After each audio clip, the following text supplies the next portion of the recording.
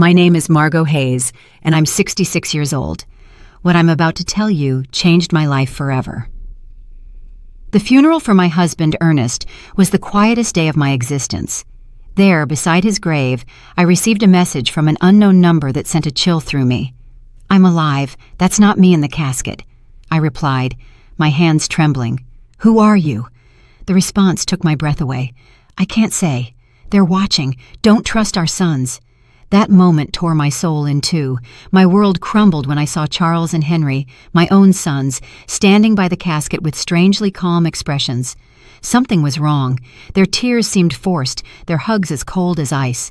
For 42 years, Ernest had been my partner, my refuge, my reason for living. I met him when I was 24 in the small town of Spring Creek. We grew up on the same dusty back roads, sharing modest dreams. I cleaned houses to support my sick mother, while Ernest repaired bicycles in a small shop he inherited from his father. We were poor, but we were happy. We had something money couldn't buy: real love. I remember the first time he spoke to me. It was a Tuesday morning. I was walking toward the market in my faded green dress and worn-out shoes.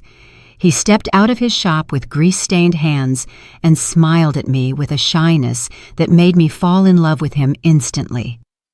"Good morning, Margot," he said in a soft voice. "Need me to check out your bike?" I didn't own a bike, but I came up with an excuse just to talk to him. That conversation turned into dates under the big old oak tree in Town Square Park, then into promises of eternal love, and finally, into a simple wedding full of hope. The first few years were hard. We lived in a 2-bedroom house with a tin roof. When it rained, we'd set out pots all over the house to catch the leaks. But we were happy. Ernest worked from sunup to sundown in his shop, and I sewed clothes for the women in town. When Charles was born, I thought my heart would burst with happiness. He was a beautiful baby with his father's big eyes and my smile. 2 years later, Henry arrived, just as perfect. I raised them with all the love in the world, sacrificing my own needs for theirs. Ernest was a wonderful father. He'd take them fishing in the river on Sundays, teach them to fix things with their hands, and tell them stories before bed. I fed them, dressed them, and comforted them when they cried. We were a close family, or so I believed. As they grew up, things started to change. Charles, the oldest, was always ambitious. From a young age, he'd ask why we lived so modestly, why we didn't have a car like other families. Henry followed his lead in everything, as he always had. When Charles turned 18, Ernest offered him a job at the shop, but he rejected it with contempt. "I don't want to get my hands dirty like you, Dad. I'm going to be someone important." Those words hurt Ernest deeply, though he never said it to me. I'd see him sitting on the porch at night, staring at the stars with a look of sadness. His son had rejected not only his work, but his entire way of life. The years passed, and to my surprise, Charles managed to make a name for himself in the business world. He got a job at a real estate company in the city. Henry followed soon after. They both started making money, far more than Ernest and I had ever seen. At first, I was so proud. My sons had achieved what we never could, escaping poverty and building a better life. But little by little, that joy turned into sadness. Visits became less frequent, and phone calls grew shorter. When they did come, they arrived in expensive cars, dressed in fancy suits, talking about investments and properties. They'd look at us with a strange mix of pity and shame. "Mom," Charles said to me during one of their sporadic visits, "you and Dad should move somewhere better. This house is falling apart." He was right. But that house held all our memories. It was where we'd raised our sons, where we'd shared thousands of meals, where we'd grown old together. It wasn't fancy, but it was our home. Ernest, always wise, would tell me, "Margot, money has changed our boys. We aren't enough for them anymore." I resisted believing it. I kept justifying their absences, their brief calls, their broken promises. "They're busy building their lives," I'd tell myself. "Someday they'll be the loving boys we raised again." But in my heart, I knew Ernest was right. We had lost our sons long before I lost my husband. I just didn't know to what extent we had become strangers to them. The most drastic change came when Charles married Jasmine Albright, a woman from the city who never hid her disdain for our simple lifestyle. The first time he brought her home, she arrived in high heels that sank into the dirt of our porch and an elegant red dress that looked more expensive than everything I had ever owned. "Nice to meet you," she said with a forced smile, barely extending the tips of her fingers to greet me.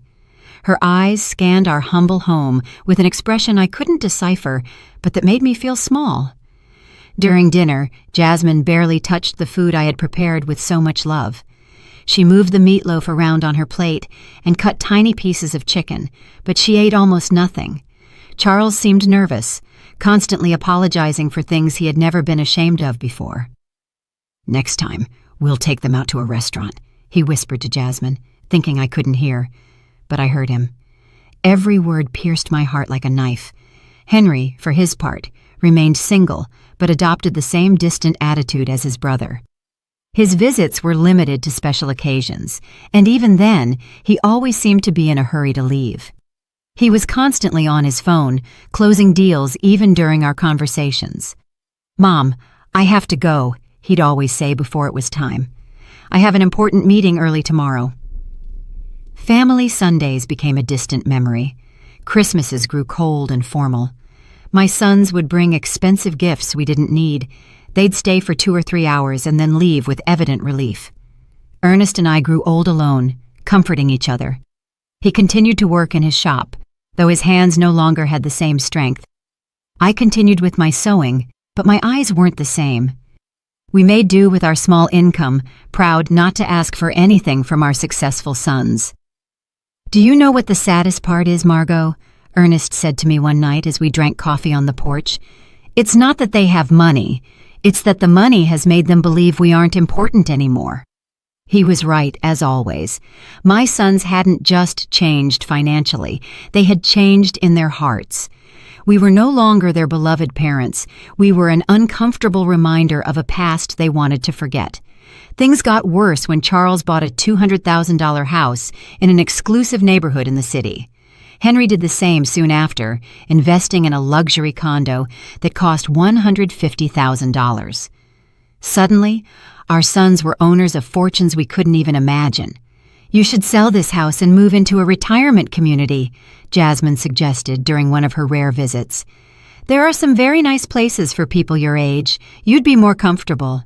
The word community hit me like a slap. A retirement community. After 40 years of building our home, after raising these sons with so much love, they wanted to send us to a home. "We don't need a home," Ernest replied with the dignity that always characterized him. "We're fine here in our house." But I saw the expression on Charles and Henry's faces. They supported Jasmine's idea. To them, we were a burden, a problem to be solved in the most convenient way.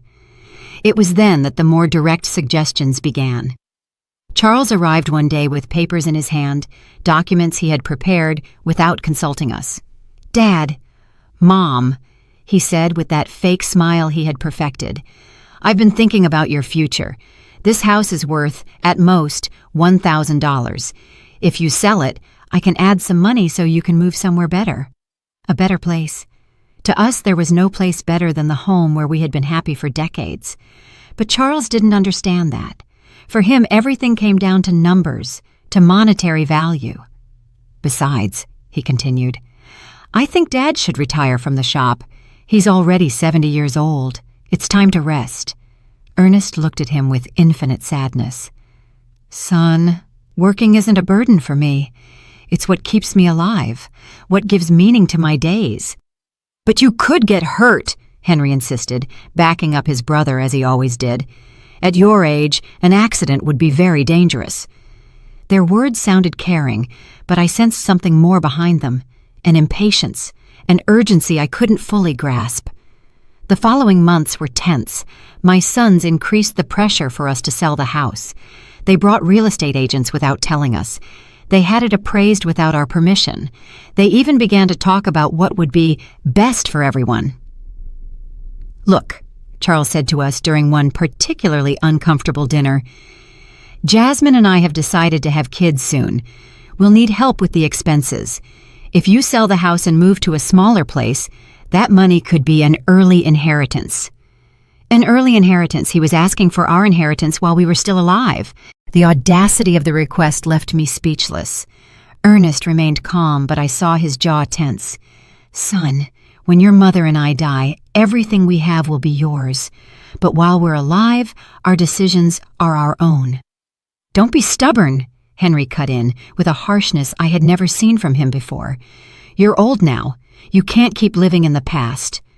That night, after they left, Ernest and I stayed up talking until dawn. For the first time in our marriage, we discussed the possibility that our sons were not the people we thought we had raised. Something's wrong, Margot, my husband said to me with a look of worry I had never seen in his eyes. This isn't just ambition or impatience. There's something darker behind all this pressure. I had no idea how profoundly correct his words were. I couldn't imagine that my own sons were planning something that would change our lives forever. I didn't know that the tragedy that was coming wouldn't be an accident of fate, but a conspiracy carefully orchestrated by the two people I trusted most in the world. The last normal conversation I had with Charles was 3 weeks before Ernest's death. He came alone, without Jasmine, and looked more serious than usual. Mom, he said, sitting at the kitchen table where he had eaten breakfast so many times as a boy, I want you to know that no matter what happens, Henry and I will always take care of you. His words soothed me at the time, but now, remembering them beside Ernest's grave, they send a shiver down my spine. Why did he say, no matter what happens? What did he know that I didn't? The accident that changed everything happened on a Tuesday morning. Ernest had left early for the shop, as he had done every day for more than 40 years. I was in the kitchen preparing his favorite lunch, meatloaf and mashed potatoes, when the phone rang with an urgency that sent a chill through me. Mrs. Hayes, a voice I didn't know asked. I'm calling from Memorial Hospital. Your husband has been in a serious accident. You need to come immediately. The words blurred in my mind like ink and water. The world stopped. My legs turned to jelly, and I had to grab the doorframe to keep from falling. What happened? Is he okay? Is he alive? Is he in the ICU? Ma'am, please come as soon as possible. The trip to the hospital was a hazy nightmare. My neighbor, Doris, had to drive me because I was shaking so much I couldn't even hold the keys. The whole way there, my mind refused to process what was happening. Ernest was careful, meticulous in his work. How could this have happened? When we got to the hospital, Charles and Henry were already there. That surprised me because no one had notified them yet. At least not me. But in my desperation, I didn't pay attention to that detail. Mom, Charles said, hugging me with a force that seemed genuine. Dad is in bad shape. The doctors say one of the machines at the shop exploded. He has severe burns and a traumatic brain injury. Henry's eyes were red, but something in his expression felt off.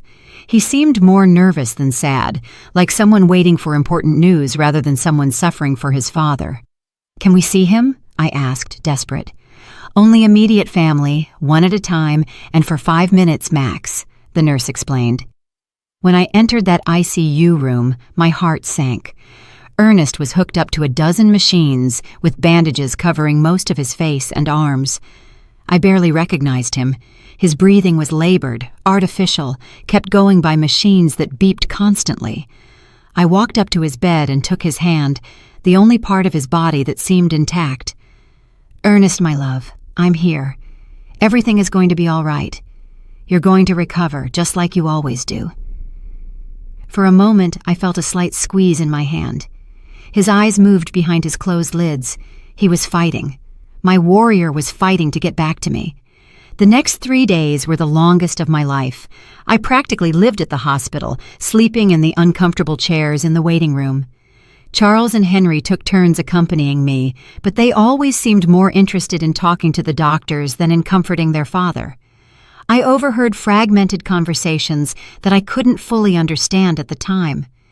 Henry asked about medical insurance, about the cost of treatment. Charles was on the phone talking about life insurance policies and beneficiaries. Mom, Charles said to me on the second day, we reviewed Dad's insurance. He has a life insurance policy for $50,000.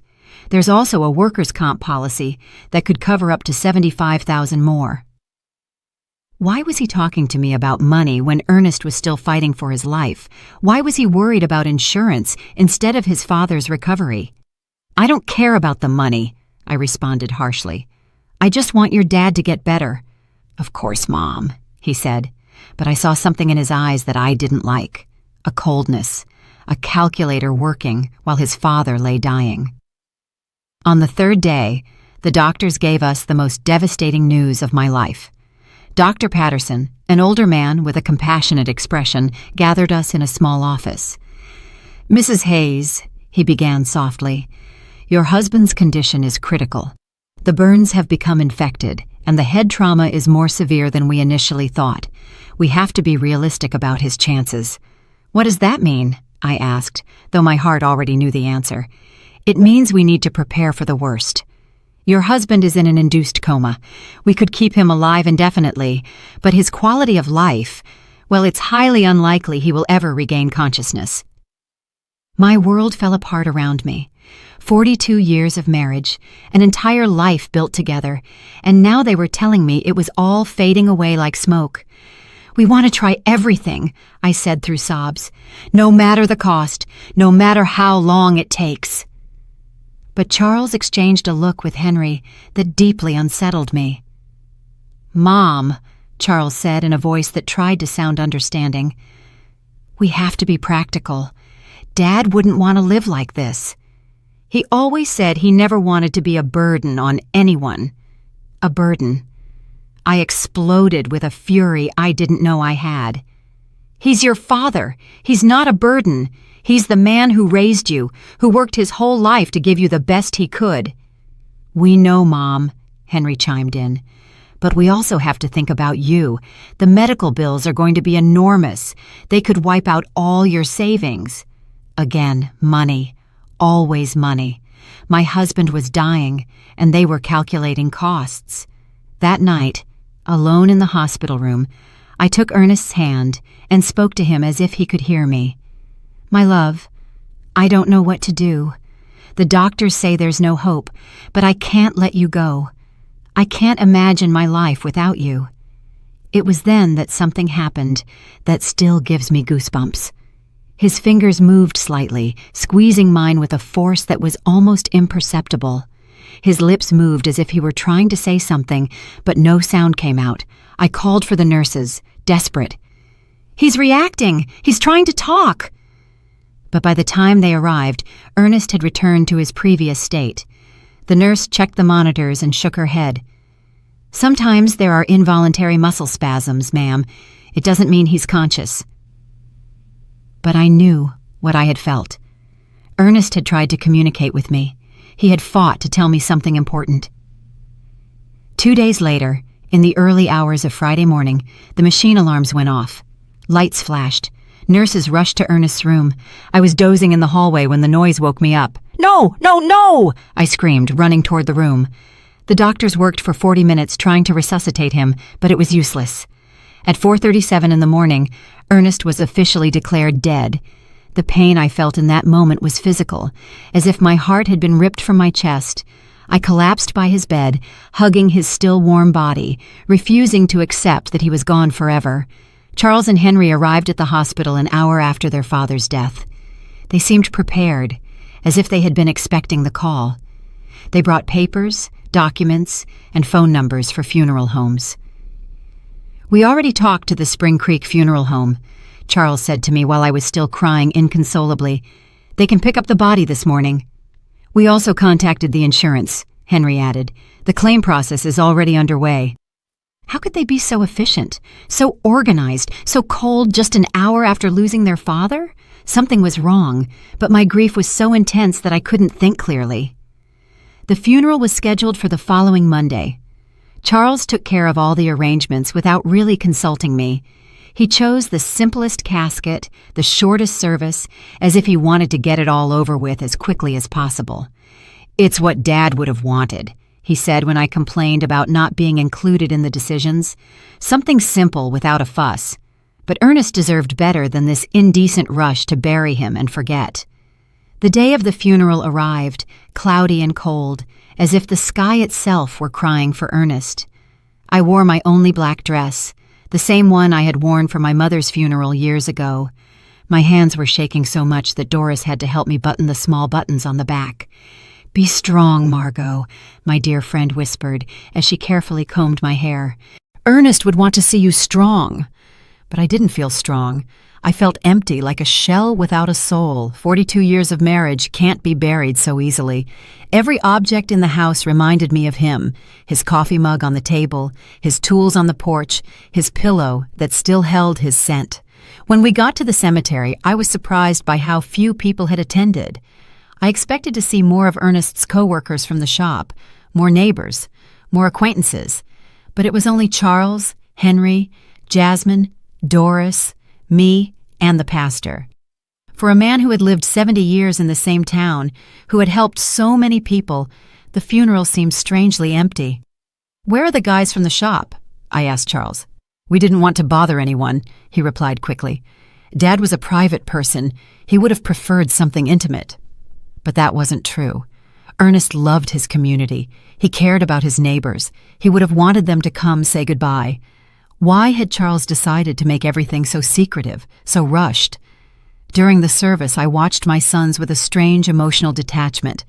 Charles had a solemn expression, appropriate for the occasion, but his eyes constantly darted toward his watch. Henry seemed restless, as if he had more important things to do. Jasmine discreetly checked her phone behind her black veil. This was how they were saying goodbye to their father, with impatience and distractions. The pastor spoke about eternal life, about well-deserved rest, about reuniting with God. His words felt hollow in my shattered heart. I didn't want Ernest to rest in peace. I wanted him to come home with me, for us to keep growing old together, for us to keep drinking coffee on the porch every evening. When it was time to throw dirt on the casket, my legs refused to hold me up. Doris had to support me as I sobbed uncontrollably. The sound of the dirt hitting the wood was final, conclusive, hopeless. It was at that exact moment, standing by my husband's grave, that my phone vibrated. A text message from an unknown number. "I'm alive. That's not me in the casket." My heart stopped. The letters danced in front of my eyes as if I were hallucinating. I was losing my mind from the grief. With trembling hands, I replied, "Who are you?" The answer came immediately. "I can't say. They're watching. Don't trust our sons." The phone fell from my hands as if it were burning. Doris bent down to pick it up, but I stopped her abruptly. I couldn't let anyone else see those messages, not until I understood what was happening. "Are you okay, Mom?" Charles asked, approaching with a worried expression. I stared at him, trying to find some clue on his face. His eyes seemed sincere, but now every gesture, every word, every expression felt suspicious. "I'm fine," I lied, putting the phone in my purse. "I just need to go home." On the way back, I couldn't get those messages out of my head. Was it possible that someone was playing a cruel joke at the worst moment of my life? Or was there really a possibility that Ernest was alive? But if he was alive, who had we buried? And if he wasn't alive, who knew enough details about our lives to write something so specific about our sons? That night, alone in my house, which now felt like a tomb, I reviewed every detail of the last few days. Ernest's accident had been strange from the beginning. According to Charles, a machine had exploded in the shop. But Ernest knew every screw and wire in that place. He was meticulous about maintenance, obsessive about safety. Plus, how had my sons gotten to the hospital so quickly if no one had notified them? The hospital had called me first. I was the emergency contact. How did they know about the accident before I did? And then there was the money. From day one, Charles and Henry had talked about insurance, policies, and beneficiaries, as if they had been waiting for this moment, preparing for it. I decided to check Ernest's papers. In his old wooden desk, he kept all his important documents in a metal box. Insurance policies, the deed to the house, shop documents, everything was there. I found the $50,000 life insurance policy that Charles had mentioned. But there was something I didn't remember. The policy had been updated just 6 months earlier, increasing the coverage from $5,000 to $50,000. Why had Ernest increased his life insurance? He had never mentioned that change to me, and more importantly, who had suggested he do it? I kept looking and found something even more disturbing. A workers' comp policy that I didn't know about, purchased just 2 months before his death. $5,000 in case of accidental death on the job. $15,000 in total. A fortune for a family like ours, but also a fortune tempting enough for someone without scruples. My phone vibrated again. Another message from the same unknown number. Check the bank account. See who's been moving money. This time I didn't hesitate. This person, whoever they were, knew too much to be a prankster. They knew about the insurance, they knew about my sons, they knew details that only someone very close to us could know. The next day, I went to the bank where Ernest and I had kept our account for 30 years. Mrs. Thompson, the manager who had known us forever, greeted me with sincere condolences. "Margot, I'm so sorry about Ernest. He was a good man." "Thank you, Mrs. Thompson. I came to check our accounts. I need to understand our financial situation." She showed me the bank statements from the last 6 months. What I saw froze me. Over the past 3 months, large withdrawals had been made from our savings account. $1,000 in January, $3,000 in February, $4,000 in March. Money that I didn't know had been moved. "Who authorized these withdrawals?" I asked, my voice trembling. "Your husband came in person," Mrs. Thompson explained. "He said he needed the money for repairs at the shop." But I kept the household accounts. I knew exactly how much money we had and what we spent. Ernest had never mentioned expensive repairs at the shop, and we definitely had never talked about withdrawing thousands of dollars from our savings. "Do you have the signatures for those withdrawals?" I asked. She showed me the receipts. Indeed, it looked like Ernest's signature, but something about the handwriting seemed off. It was too shaky, too uncertain for his usually firm, clear script.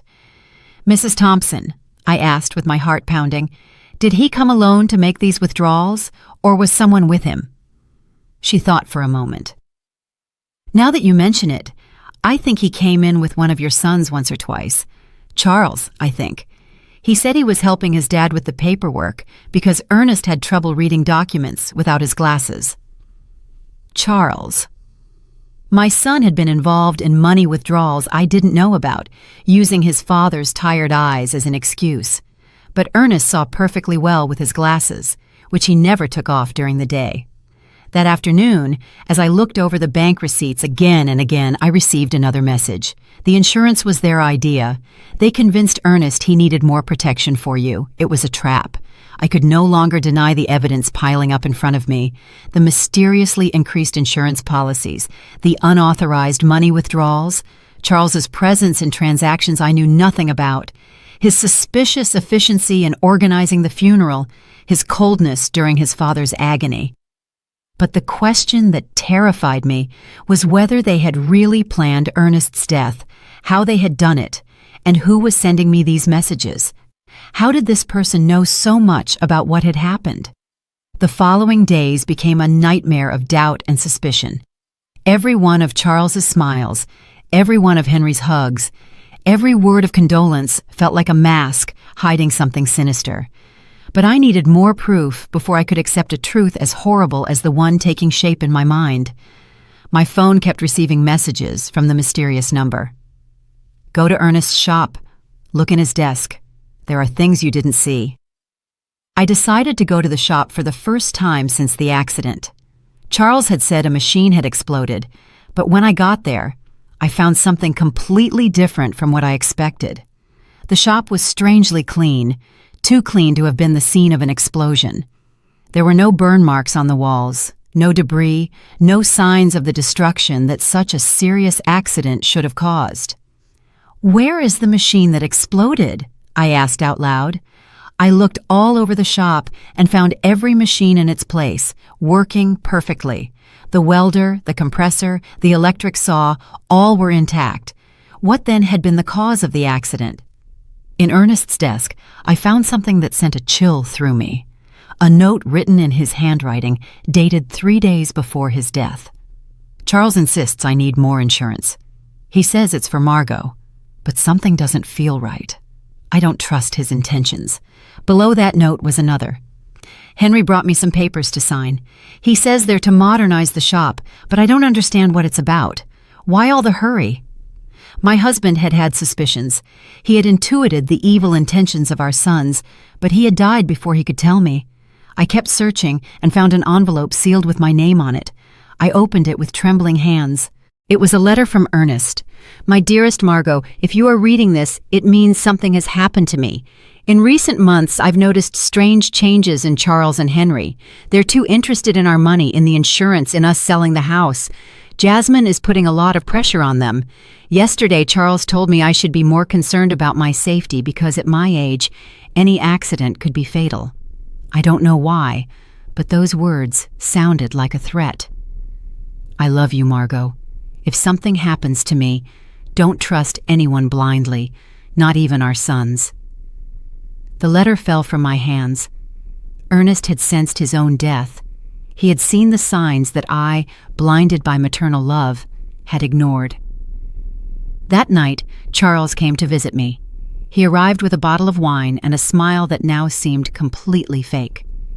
"Mom, I've been thinking about your future," he said, pouring himself a glass without asking if I wanted one. "The insurance money. It's already in process.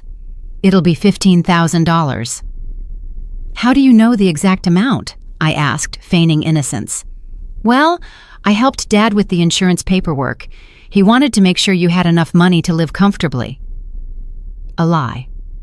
Ernest had never wanted to increase the insurance. According to his own note, he had been pressured by Charles.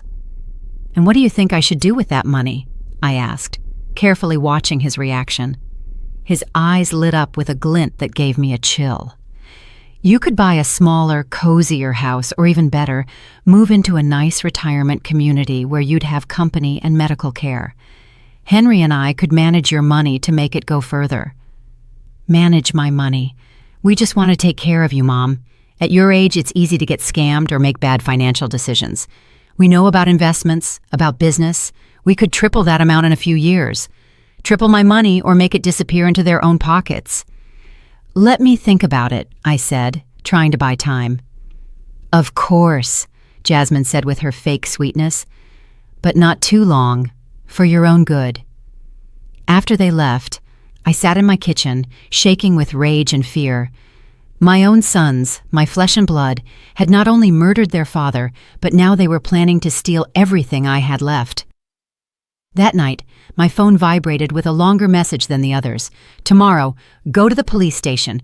Ask for the report on Ernest's accident. There are contradictions you need to know about." The next day, I went to the local police station.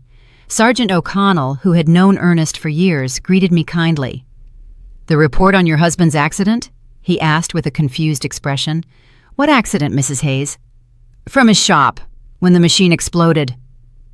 The sergeant checked his files and shook his head. "We don't have any report of an explosion at Ernest's shop here. In fact, we don't have any report of a work accident involving your husband." I felt the world sway under my feet. But my son said it was an accident at the shop. That's why he was in the hospital." "Mrs. Hayes, your husband arrived at the hospital on Tuesday morning, but not from a work accident. According to the medical report I have here, he arrived unconscious with symptoms of poisoning." Poisoning. The doctors found traces of methanol in his blood, a quantity sufficient to cause blindness, brain damage, and eventually death. The hospital should have informed you of this. Poisoning. It hadn't been an explosion. It hadn't been a work accident. Someone had deliberately poisoned my husband. "Why didn't anyone tell me this?" I asked, my voice breaking. The immediate family who signed the hospital papers requested that the information be kept confidential to avoid unnecessary speculation. They said you were too emotionally fragile to handle the technical details. The immediate family. Charles and Henry had hidden the true cause of Ernest's condition, invented the story of the explosion, and manipulated everyone, including me, to cover up a murder. "Mrs. Hayes," the sergeant continued. "If you suspect the circumstances of your husband's death, we could open a formal investigation." I had more than suspicions. I was certain that my own sons had murdered their father for money. That afternoon, Henry came home with a bouquet of flowers and the same fake smile as Charles. "How are you, Mom? You look tired." "I'm fine," I lied, observing his every gesture from a new perspective. "I'm just thinking about the future." "That's good. Charles and I have been talking. We think you should sell the house soon while it's fresh on the real estate market." "Why the rush?" "Well, old houses lose value quickly, and you need liquidity. Funeral expenses, pending medical bills." More lies. The funeral had been cheap, almost insultingly so, and there were no pending medical bills because the hospital insurance had covered them. "Henry," I said, looking him directly in the eyes, "you knew your dad didn't die from a work accident." For a fraction of a second, I saw panic in his expression, but he recovered quickly. "What are you talking about, Mom?" "I went to the police station. There's no report of an explosion at your dad's shop." This time the panic was more evident.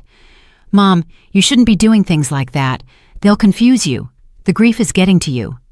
"The grief is getting to me, or you've been lying to me." He got up abruptly, spilling the coffee I had poured for him. "I think you need to rest. We'll talk when you're calmer." He left quickly, but not before making a phone call from the porch. Although I couldn't hear the words, the tone was urgent, worried. That night, I received the most revealing message yet. "They're coming together tomorrow. They're going to try to convince you that you're crazy, that grief is making you imagine things. Don't believe them, and don't take anything they offer you to eat or drink." The mysterious message's prediction came true exactly as it had warned. The next day, Charles and Henry arrived together at my house, accompanied by Jasmine. They had expressions of exaggerated concern and a bag of pastries from the downtown bakery. "Mom, we're so worried about you," Charles began in a sugary voice. "The neighbors have told us you've been acting strange. Doris says you've been talking to yourself, that you aren't eating well." Doris had never said that. It was just another lie in their growing collection. "Jasmine brought your favorite pastries," Henry added, pointing to the bag. "And we made special coffee from that brand you like so much." I remembered the message's words. Don't take anything they offer you to eat or drink. It was possible that they were planning to poison me, too, just as they had Ernest. "Thank you, but I already had breakfast," I said, keeping my distance. "But Mom," Jasmine insisted with a smile that didn't reach her eyes, "you need to eat properly. You've lost a lot of weight since Dad Ernest died." "I'm fine," I repeated firmly. Charles exchanged a significant look with Henry. It was the same look they had shared at the hospital when the doctor gave us Ernest's prognosis. "Mom," Charles said, sitting closer to me, "we want to talk to you about something important. Henry and I have been consulting with some doctors about your recent behavior." "My behavior?" "Yes. The strange questions you've been asking, the visits to the police station, that obsession with irrelevant details about Dad. It's normal after such a great loss, but it can be dangerous if it's not treated." Henry nodded gravely. "We spoke to Dr. Albright. He says it's common for older people to develop paranoia after losing a partner, especially women your age." Paranoia. They were accusing me of being crazy for uncovering their lies. "I am not paranoid," I said with all the firmness I could muster. "I'm just asking questions I should have asked from the beginning." "What questions?" Charles challenged me. "Like why there's no police report for your father's supposed accident. Like why the shop is perfectly clean if there was an explosion. Like why you withdrew $5,000 from our account without telling me anything." The silence that followed was deafening. The three of them exchanged looks of thinly disguised panic. "Mom," Henry finally said, "those things have simple explanations. Dad withdrew that money for repairs he wanted to do in secret as a surprise for you." "What surprise?" "He wanted to remodel the house," Charles lied. "He had hired some workers to fix the roof and paint the walls. He wanted it to be a surprise for your birthday." If that were true, Where were the workers? Where were the materials? Why did no one in town know about this supposed remodeling? And about the police report, Charles continued, not all work accidents require a report, especially when they happen on private property. More lies. Sergeant O'Connell had been very clear.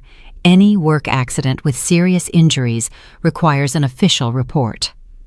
Mom, Jasmine intervened with a sweet but condescending voice, we just want to take care of you. That's why we thought it would be best if you moved to a place with specialized medical attention. A home. A specialized care home, Charles corrected, for people who are going through complicated grief. They have psychologists, nurses, activities to keep you busy. And in the meantime, Henry added, we can take care of selling the house, managing the insurance money, all those complicated things you shouldn't have to handle in your current state. There it was, the complete plan. Declare me mentally incompetent, put me in a home, and take control of all my money. First, they had murdered Ernest for the insurance money, and now they wanted to steal from me too. And what if I refuse? I asked them. Why would you refuse? Charles asked with a smile that sent a chill through me. We just want what's best for you. Because this is my house. This is where I built my life with Ernest. This is where I raised you. Mom, Henry said with an exaggerated sigh, you can't live in the past forever. Dad is gone. You have to accept it and move on. I have accepted it, but that doesn't mean I'm going to give away my life and my money. The mask of concern began to crack on my sons' faces. Charles got up abruptly. All right. If you won't listen to reason, we'll have to take more drastic measures. What does that mean? It means we can start a legal process to have you declared mentally incompetent. We have witnesses to your erratic behavior. We have testimony from doctors who confirm you're suffering from senile paranoia. Doctors? What doctors? I hadn't spoken to any doctors about my mental state. Dr. Albright already signed a preliminary report, Henry added. He says that based on our descriptions of your behavior, it's likely you need specialized care. A doctor who had never examined me had signed a report about my mental state based only on what my sons had told him. How much had it cost them to buy that false evaluation? So you can cooperate voluntarily, Charles continued, or we can do it legally, but either way, you're going to get the help you need. It was a direct threat. If I didn't hand over my money voluntarily, they would use the legal system to steal it from me. I need time to think about it, I told them, trying to buy time. Of course, Jasmine said with her false sweetness, but not too much time, for your own good. After they left, I sat in my kitchen, trembling with rage and fear. My own sons, the blood of my blood, had not only murdered their father, but now they were planning to steal everything I had left. That night my phone vibrated with a message longer than the others. Margot, this is Stephen Callahan, a private investigator. Ernest hired me 3 weeks before he died because he was suspicious of Charles and Henry. They poisoned him with methanol mixed in his breakfast coffee. I have audio evidence of their conversations planning everything. Tomorrow at 3 p.m, go to the corner cafe. Sit at the back table. I'll be there. At last, I would know who had been sending me those messages, and more importantly, I would have the proof I needed to get justice for my husband's death. But I also knew I didn't have much time. Charles and Henry had shown their hand. If I didn't act fast, I'd end up locked in a home while they spent the money that had cost Ernest his life. The war had begun, and even if I was a 66-year-old woman against 2 ruthless men, I had something they didn't: the truth. And the truth, sooner or later, always finds a way to come out. That night, for the first time since Ernest's death, I smiled, because I knew my husband had not died in vain. His caution, his instinct, his decision to hire a private investigator was going to allow me to get justice. Charles and Henry had seriously underestimated their mother.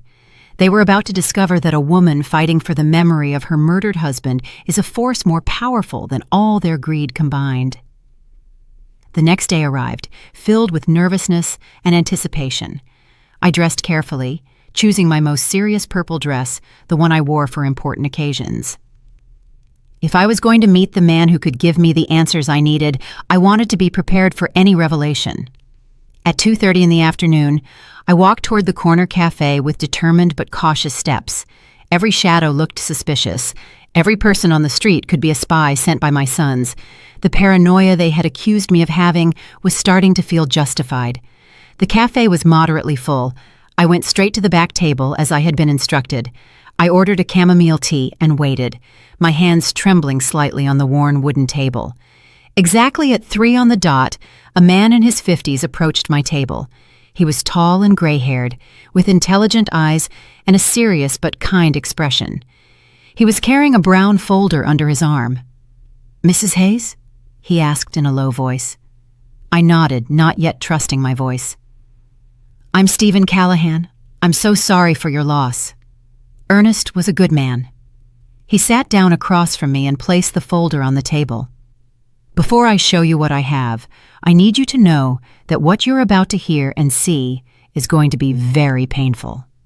Are you ready?" "I've been getting ready since I received your first message," I replied, with a firmness I didn't know I had. Stephen opened the folder and took out a small voice recorder. "Ernest came to see me a month ago. He was worried about his son's behavior. He hired me to investigate them discreetly." He pressed the play button. Ernest's voice, so familiar and dear, filled the small space between us. "Stephen, I need you to know that if something happens to me, it won't be an accident. Charles and Henry have been pressuring me to increase my life insurance. Yesterday, Charles brought me papers he said were to better protect Margot. But when I read them, I realized there were also clauses that directly benefited them. My heart sped up. Hearing Ernest's voice was like having him back for a few minutes, but his words confirmed my worst suspicions. The recording continued. "Henry has been asking strange questions about my daily routine, what I eat for breakfast, what time I leave the house, if Margot comes to the shop with me. He says it's out of concern, but something about the way he asks worries me." Stephen paused the recording. "This conversation was 3 weeks before his death, but I have something more recent." He played another recording, this time with Charles's voice in the background talking on the phone. "No, we can't wait any longer. The old man is starting to get suspicious. Yesterday he asked me why I was so interested in his insurance. Yes, I already have the methanol. It works perfectly because the symptoms look like a heart attack or a stroke. No, Mom won't be a problem. After Dad dies, she'll be so devastated that we can do whatever we want with her." Tears began to roll down my cheeks. It was the voice of my son, my own son, coldly planning his father's murder. "There's more," Stephen said softly. "This recording is from the day before Ernest's death." A new recording began. This time, it was Henry talking to someone. "Everything's ready. Tomorrow Charles is going to put the methanol in Dad's coffee. We told him it was a special vitamin supplement a doctor recommended. The idiot is going to drink it without suspecting a thing. The symptoms? It'll start with dizziness and confusion, then loss of sight, convulsions, coma. The doctors will think it's a stroke or a heart attack. By the time they realize it's poisoning, it'll be too late." My world completely collapsed. Not only had they planned Ernest's murder, but they had executed it with a coldness that terrified me. How was it possible that my sons, the babies I had nursed, the boys I had comforted through their nightmares, were capable of something so monstrous? "How did you get these recordings?" I asked through my sobs. "Ernest had asked me to put listening devices in your house," Stephen explained. He was afraid, but he didn't know exactly what of. "We placed them on the home phone and in some other strategic spots." He took out a series of photographs from the folder. "I also have this. Charles buying methanol at a hardware store 30 miles from town. He paid with cash and used a fake name, but I have it on video." The photographs clearly showed Charles leaving a hardware store with a small bottle in his hands. The date on the photos was 5 days before Ernest's death. "And this," Stephen continued, showing me more documents. "These are Charles and Henry's financial records from the last 6 months. They've been spending a lot more money than their incomes justify. Charles owes $70,000 to a lender in the city. Henry has gambling debts for $40,000. They were desperate." It all started to make sense. It wasn't just greed that had motivated Ernest's murder. It was financial desperation. My sons were ruined and saw their father as a source of easy, fast money. "Why didn't you go to the police immediately after Ernest's death?" I asked him. "Because Charles and Henry are very smart. They bribed the doctor who attended to Ernest at the hospital to change the official diagnosis. Instead of poisoning, the death certificate says heart failure due to complications from a work accident. Without that medical evidence, my recordings might not have been enough for a conviction. But now we have all the evidence together," I said, feeling a mix of pain and determination. "Exactly. And there's one more thing you need to know." My blood ran cold. "What?" "Your sons were planning to kill you too." Stephen played one last recording, this time with Charles and Henry's voices together. "Once we have Dad's insurance money, we need to get rid of Mom too," Charles said. "We can't risk her getting suspicious or anyone else putting ideas in her head." "How?" Henry asked. "The same as with Dad, but this time we can make it look like a suicide from depression. A widow who can't live without her husband. Nobody would question it. And the money? We're her only heirs.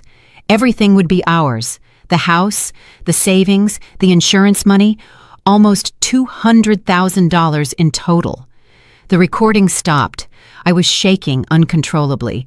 My sons had not only murdered their father, but they were planning to murder me as well.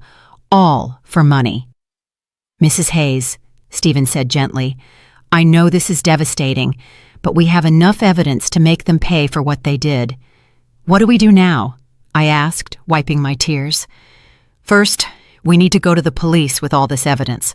Sergeant O'Connell is an honest man. He's not involved in the corruption. Second, we need to act fast. Your sons are planning to have you declared mentally incompetent tomorrow. If they succeed, it will be much harder to proceed legally." "Tomorrow?" "Yes, I intercepted a phone conversation this morning. They're meeting with Judge Miller at 10 in the morning to start the mental incapacitation process." I got up from the table with a determination I hadn't felt in weeks. "Then we have to act tonight." "Exactly," Stephen confirmed. "But first, there's one more thing I want to show you." He took one last photograph from the folder. In it, Ernest was leaving a medical clinic I didn't recognize. 3 days before he died, your husband went to get a full medical exam at a clinic in the city. The results show that he was perfectly healthy. There were no signs of heart disease, his blood pressure was normal, everything was perfect. This definitively proves that his death was caused by poisoning, not by natural health problems. That was the final piece of evidence we needed. Ernest had been a healthy man, murdered by his own sons. "Stephen," I said, taking his hand, "thank you for keeping your promise to my husband. Now, let's get justice." That same night, Stephen and I went directly to the police station. Sergeant O'Connell was working the night shift that week, which was perfect for our purposes. When we arrived, it was 8 in the evening, and the station was relatively quiet. "Sergeant O'Connell," I said in a firm voice, "I need to file a formal complaint for the murder of my husband, Ernest." The sergeant looked at me with surprise. "Murder? Mrs. Hayes, the death certificate says he died from heart complications after a work accident." "The death certificate is false," I replied, placing Stephen's folder on his desk. "My husband was deliberately poisoned with methanol by our own sons." For the next 2 hours, Stephen and I presented all the evidence. The audio recordings, the photographs of Charles buying methanol, the bank documents showing the unauthorized withdrawals, Ernest's medical results proving his perfect health, and finally, the recorded conversations where my sons confessed to both their father's murder and their plans to kill me. Sergeant O'Connell listened to each recording with an increasingly serious expression. When we finished, he leaned back in his chair and shook his head in disbelief. This is monstrous," he murmured. "Are you sure you want to go through with this, Mrs. Hayes? Once we arrest your sons, there's no turning back." "Sergeant," I replied, with all the dignity I could muster, "those men murdered my husband in cold blood for money. They were planning to murder me too. They are no longer my sons. They are criminals who must pay for their crimes. We'll need the medical examiner to exhume Ernest's body to confirm the presence of methanol," the sergeant explained. "Are you prepared for that?" "Do whatever is necessary," I replied without hesitation. Sergeant O'Connell immediately called the district attorney. Despite the late hour, the seriousness of the case led the DA to come to the station personally. After reviewing all the evidence, he immediately authorized arrest warrants for Charles and Henry. "We'll proceed at dawn," the DA explained to us. "We need to make sure we have all the evidence before they can destroy any additional proof." Stephen walked me home that night. "Are you sure you'll be okay alone?" he asked with concern. "I'll be fine," I replied. "After everything I've discovered, I'm no longer afraid. I have justice on my side." I couldn't sleep that night. I stayed up sitting in the kitchen, looking at the photographs of Ernest we had on the walls. For the first time since his death, I didn't feel only pain. I felt a strange mix of sadness and satisfaction, knowing that justice for his murder was coming soon. At 6 a.m, my phone rang. It was Charles. "Mom, you need to come to Henry's house right away. Something terrible has happened." "What happened?" I asked, feigning concern. "It's better if I explain it in person. Please, come quickly." I knew it was a trap. After hearing the recordings the night before, I knew they were planning to move up their plans to get rid of me, but I also knew the police were already on their way to arrest them. "I'm on my way," I lied. Instead of going to Henry's house, I stayed in my kitchen, waiting. At 7:30 in the morning, I saw from my window as several police cars headed toward my son's houses in different directions. My phone rang repeatedly for the next hour. First Charles, then Henry, both with increasingly desperate voices asking where I was, but I didn't answer any calls. At 9 a.m, Sergeant O'Connell knocked on my door. "Mrs. Hayes, we've arrested Charles and Henry. They are in police custody, charged with first-degree murder and conspiracy to commit murder." I felt my legs tremble, but this time it wasn't from fear, it was from relief. "How did they react?" I asked. "Charles denied everything at first, but when we played the recordings for him, he collapsed. Henry tried to escape through the back window of his house. We had to chase him for 6 blocks. That afternoon, Jasmine came to see me. She arrived sobbing, pleading, completely different from the cold, calculating woman I had known. "Mrs. Hayes, please, you have to drop the charges against Charles. He's not bad. He was just desperate because of his debts. This is my fault too. I pressured him a lot to find money." I looked at her without a trace of compassion. "Jasmine, your husband poisoned my husband. He was planning to murder me too. There is no explanation or justification for that." "But we're family," she screamed in desperation. "Think about what this is going to do to the family."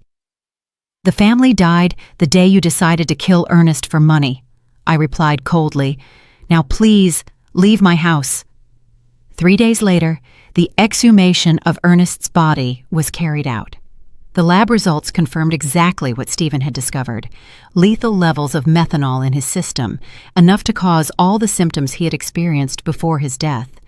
The case became a sensation throughout the town.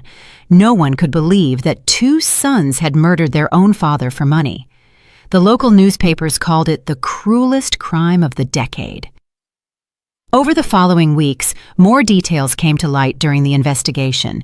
Charles really owed $7,000 to illegal lenders who had started threatening him with violence.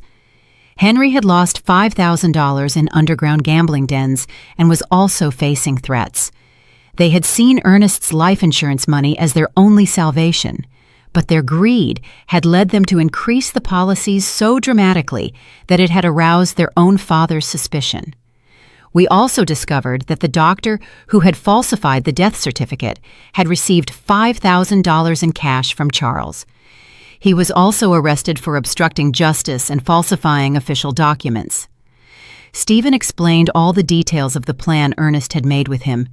"Your husband was smarter than his sons believed. He knew something bad was coming, but he didn't know exactly what. He hired me not only to investigate Charles and Henry, but also to protect you if something happened to him. Did he know they were going to kill him?" I asked. "Not exactly," Stephen said, But he suspected his life was in danger. That's why we installed the recording devices. That's why we documented everything. He wanted to make sure that if something happened to him, the truth would come to light. My Ernest, even in his final days, had been protecting me. He had anticipated our son's betrayal and had taken steps to ensure that justice would prevail. The trial was scheduled to begin in 2 months. Both Charles and Henry faced charges of first-degree murder, which in our state carried a sentence of 25 years to life. The day of the trial arrived after 2 months of intense legal preparation. The courtroom was completely full. Reporters from several regional newspapers had come to cover what was already known as the case of the killer sons. The whole town was there. Neighbors, former co-workers of Ernest, even people I barely knew, but who wanted to witness this historic moment of justice. I wore my best black dress, the same one I had worn for our wedding so many years ago, but which now represented mourning and dignity. Stephen accompanied me, sitting by my side throughout the entire process. His presence gave me the strength to face what would be the most difficult day of my life. Charles and Henry entered the courtroom in handcuffs, dressed in orange prison jumpsuits.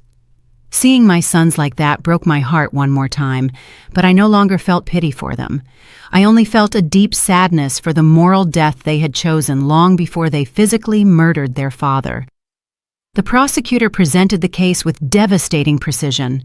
One by one, the recordings were played for the court. The silence was absolute every time the voices of Charles and Henry were heard, coldly planning Ernest's murder. When the prosecutor played the recording where they planned to kill me too, several people in the audience gasped in horror. One elderly woman got up and left the courtroom crying. I couldn't blame her. It was difficult to process such cruelty. "Ladies and gentlemen of the jury," the prosecutor said during his opening statement, "this is not an ordinary case of family greed. This is a case of cold and calculated premeditation, where 2 men decided to murder the father who had raised them with love and sacrifice simply because they needed money to pay off their gambling debts and irresponsible loans."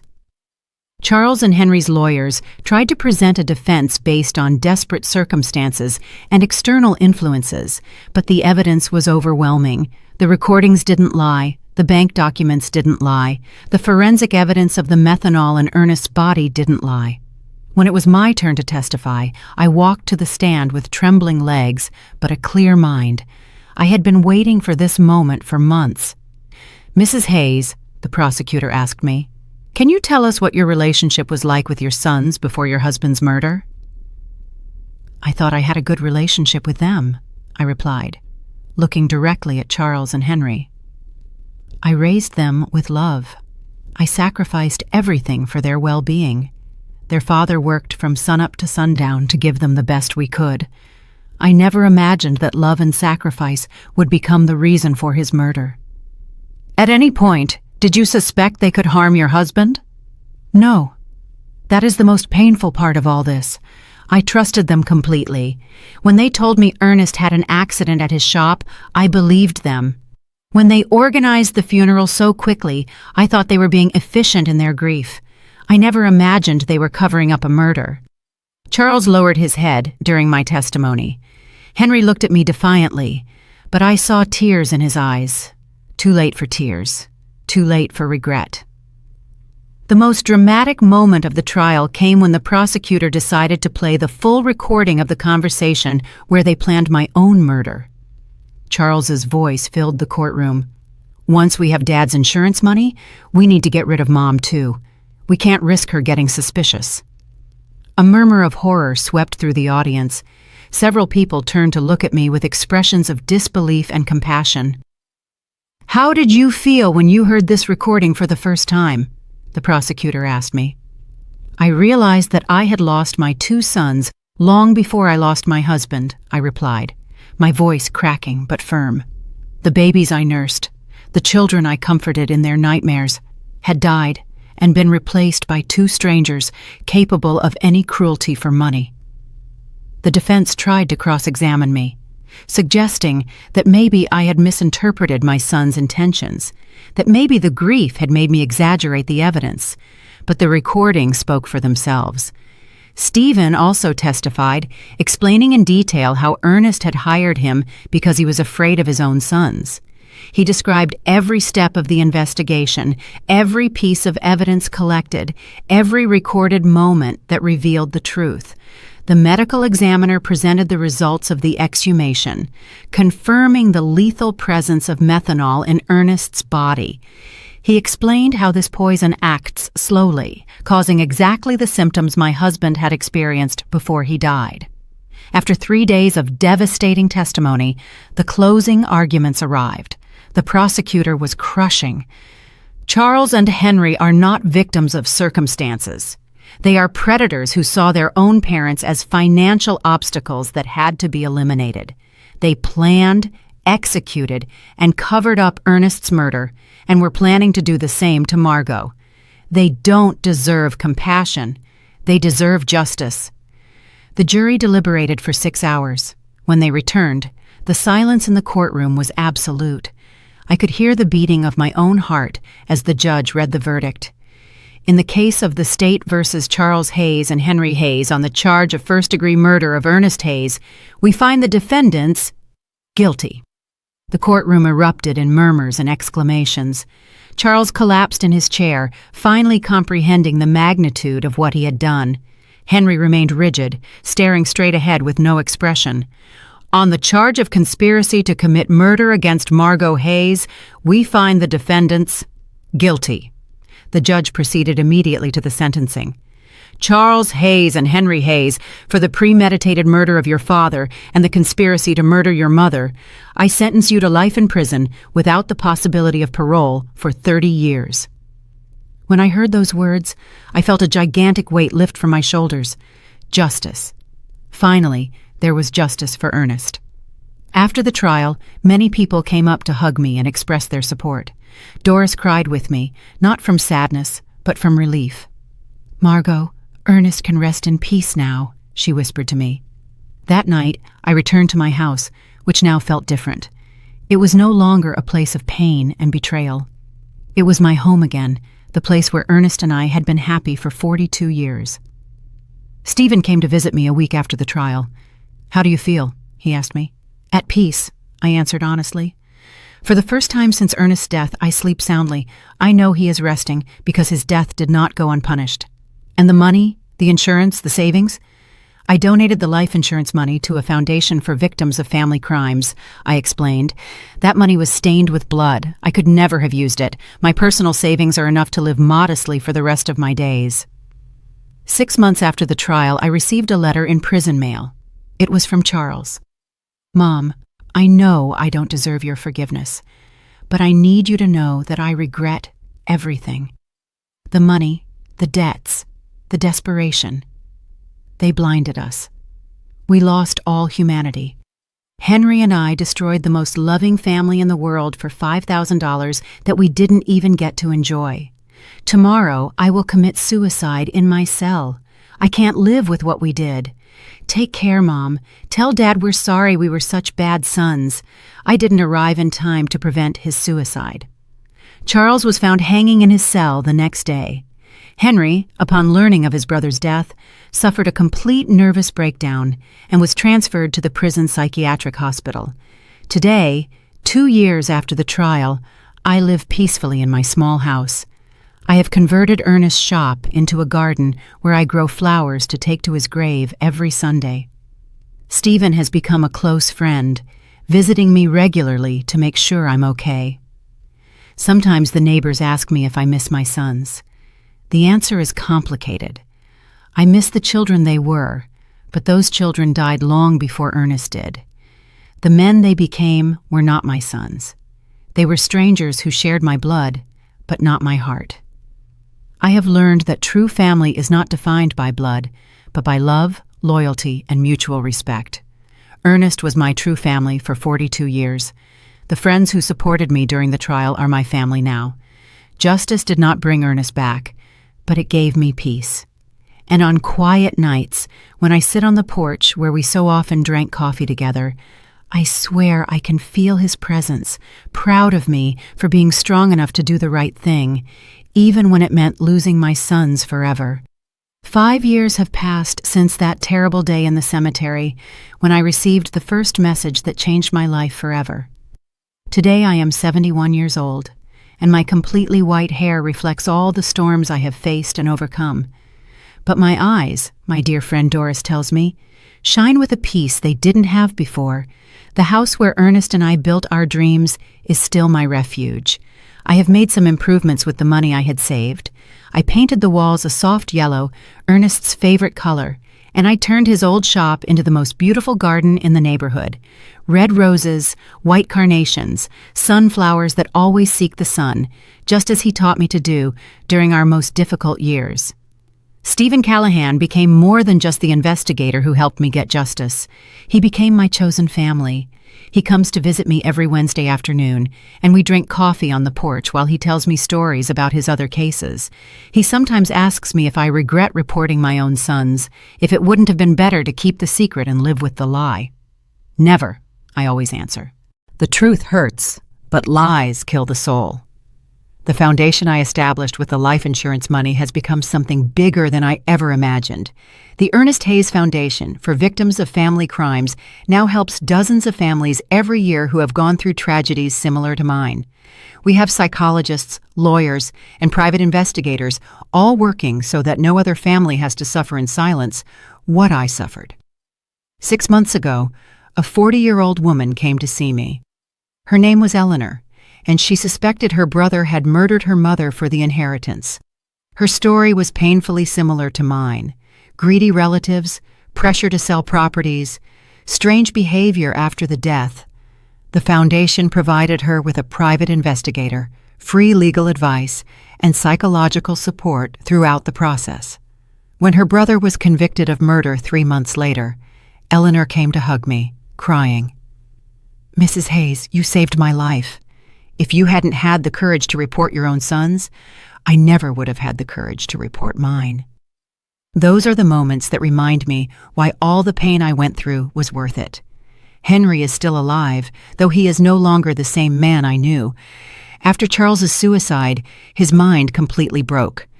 The doctors say he lives in a constant state of guilt and paranoia, believing that Ernest comes to visit him every night to scold him for the murder.